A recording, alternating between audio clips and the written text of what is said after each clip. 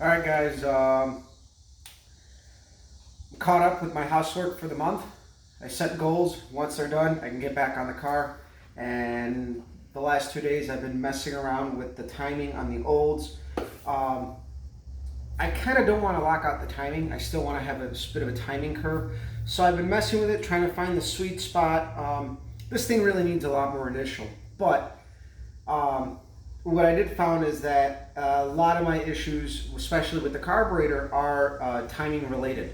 For now, the timing curve that I got in there is working out pretty good, but I am getting a little bit of advance at idle, but not enough for it to, when I drop it in gear, it dies. Before, I had two light springs in there, and what was going on is I was getting so much advance and I was dropping the idle so much to kill the RPM that when the idle would drop, the car would die.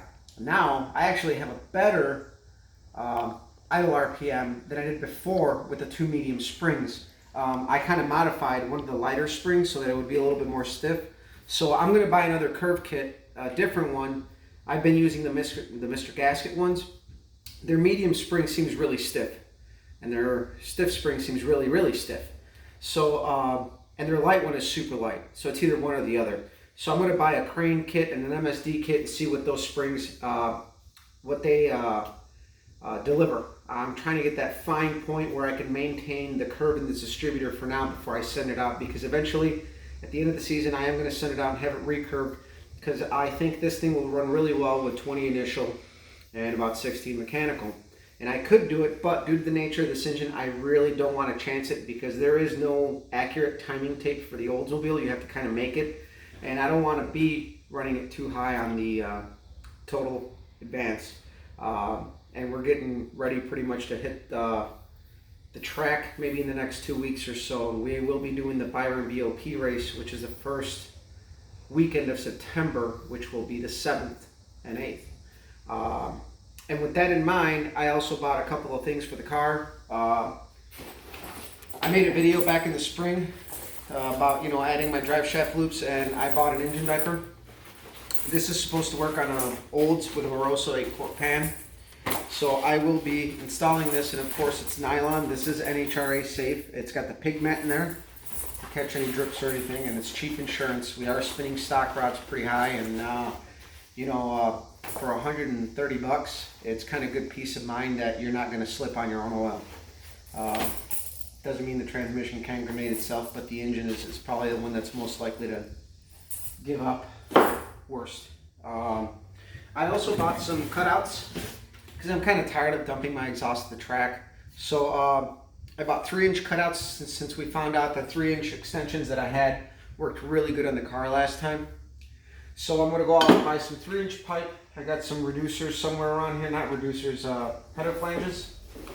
And I'm going to weld my straight pipe onto the flanges, weld this to that. I'm going to add my O2 sensor bung, because it's on my X pipe right now.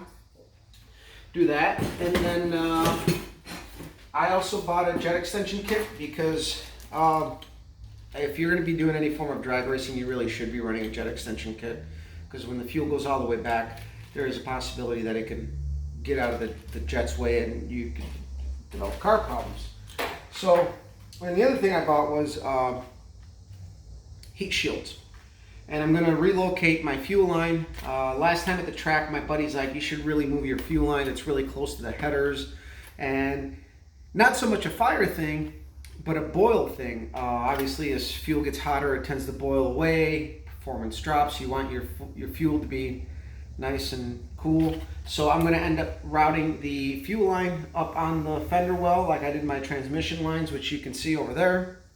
And so I'm going to end up routing them up here, and I'm going to end up insulating it with this setup. I bought 2 of these. It should be more than enough, and I got more aluminum fuel line to remake that. So that's pretty much the work I have to do in the next week or so. I'm still on the fence on whether or not I'm going to be hitting the track Labor Day Monday, but we will be at Byron for sure. And the good thing about Byron is that I will be there all weekend, so we'll be able to do some testing on Saturday and see how good the car runs. Again, we're still figuring stuff out, so going into a bracket race with a setup that still isn't figured out is kind of tough. But last time out, we did manage 3 12-hole runs back to back to back. So the car actually is pretty consistent once we can wheel it consistently.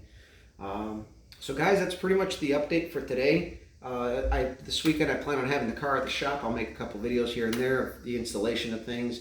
So stay tuned, subscribe, follow Facebook, Copper's Garage, YouTube obviously Copper Cutlass, and Instagram Copper Cutlass, although I haven't been posting there a whole lot as I've been busy with other things. But hopefully the next couple weeks here I'll have more stuff going on with my stuff, and then eventually I will go back to the housework. So stay tuned, guys.